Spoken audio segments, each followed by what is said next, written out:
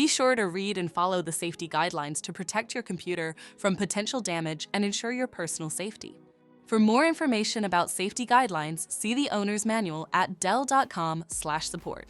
Before you begin, turn off the computer and disconnect all the attached peripherals. Before proceeding, ensure your computer is in service mode. To enter service mode, press and hold the B key on the keyboard and then press the power button. Now, the computer will boot up and the owner tag information is displayed on the screen.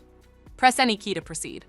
The computer will emit 3 short beeps and shut down, indicating it has entered the service mode. To remove the 4G wireless module, loosen the 8 screws on the base cover.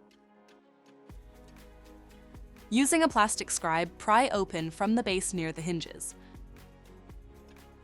Lift the base cover off. Identify the wwan wireless card.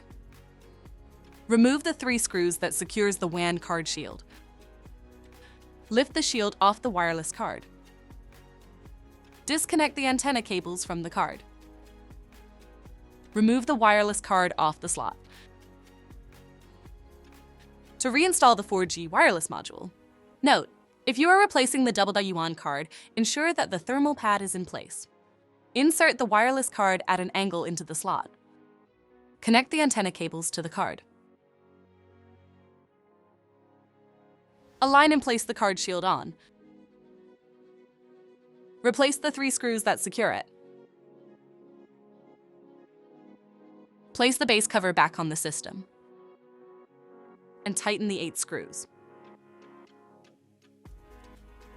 To exit service mode, connect the AC adapter and press the power button. Please note, the system will only power on and exit service mode if the adapter is connected.